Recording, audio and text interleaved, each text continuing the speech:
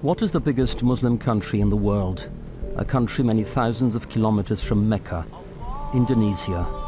Of 200 million Indonesians, approximately 87% are Muslim, mainly Sunni.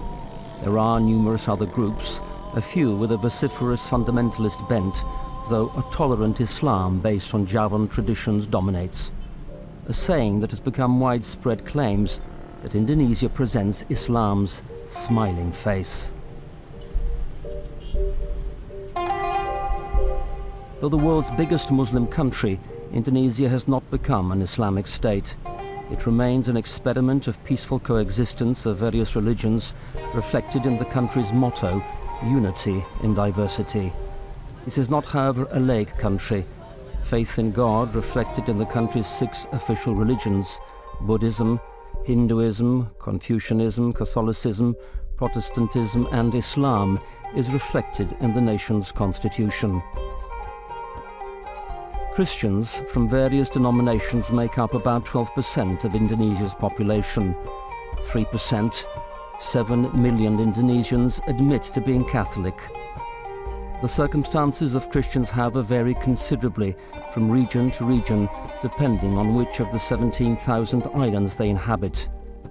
In this film, we will visit 2 islands: the phenomenon of the uniquely Catholic island of Flores, with its overwhelming seminaries, and Java, with its often uneasy Christian-Muslim relationship, which all at once provides hope that an open dialogue can lead to a peaceful coexistence between the communities.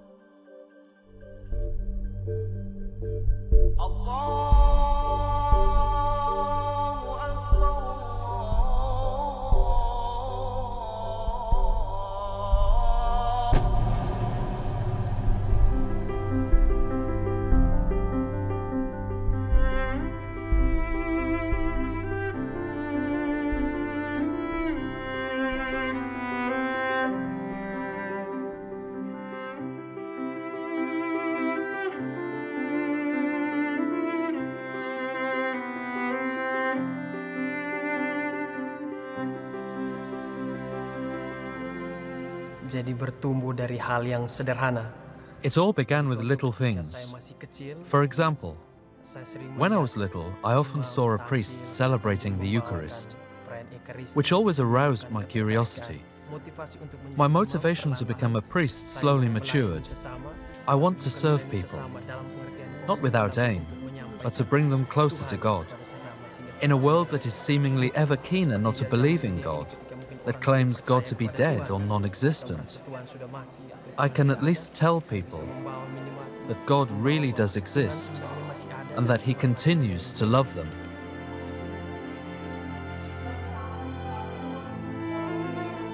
Mario Francisco is one of several hundred seminarians preparing for the priesthood on Flores, part of Indonesia's Lesser Sunda Islands archipelago, one in a chain of volcanoes that make up the Pacific Ring of Fire. With a population of just under 2 million, Flores is the only Catholic island in Indonesia. What makes Flores so unique?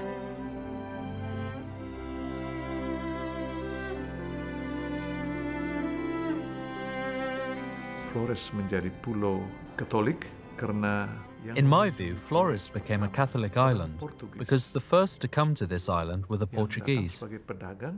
They came here as traders to do business, earlier than Muslims or any Protestant faction. They were already here in the 14th century. They talked about their faith. They taught people the sign of the cross, translated the Catechism into the local language, and consequently young people let themselves be inspired.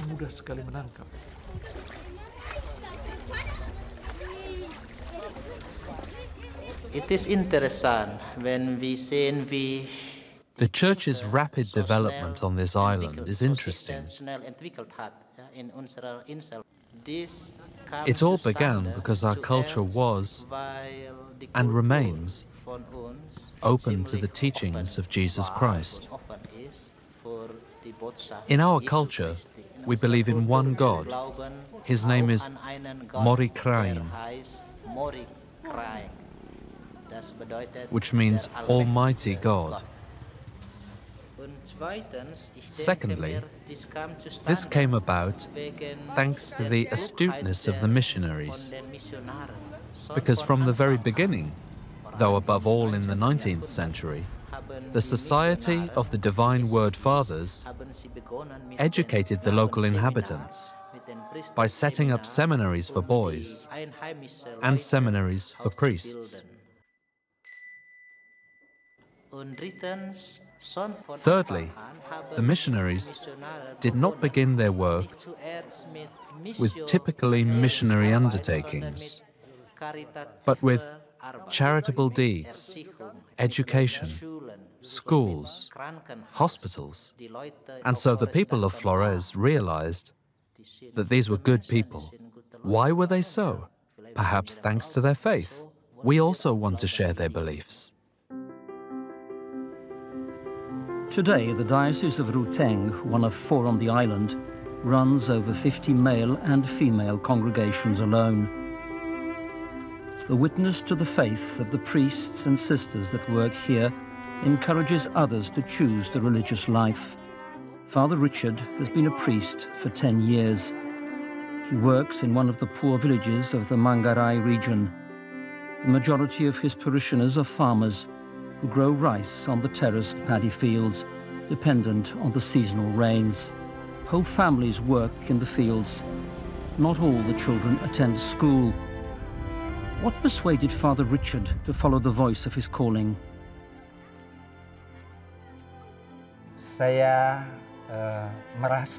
I believe that God called me when I was still in primary school.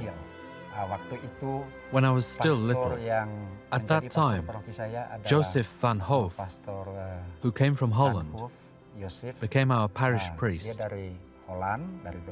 He got on very well with the children. I had a feeling that by becoming a priest, I would be able to work for many people. But not only that, that I would endeavor to pass on the love of Jesus that I had experienced in my life to other people. Cinta Yesus yang saya alami dalam kehidupan saya kepada orang-orang lain.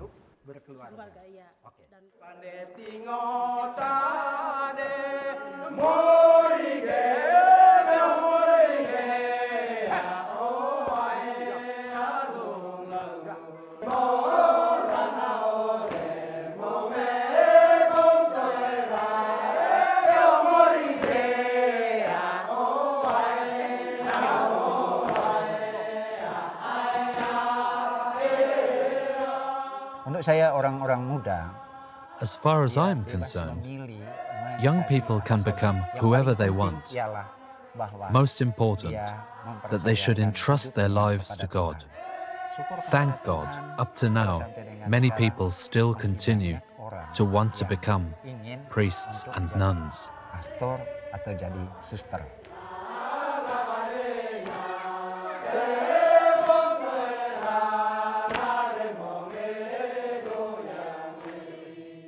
Itu sangat tertarik dengan gaya hidup. They are very interested in a priest's life, earlier on in a missionary's life, in people who work for free, travel to isolated parts of the island, where they have to confront numerous obstacles, and yet fulfill Jesus' calling with love. That's why so many of Flores' inhabitants want to work in the Lord's vineyard.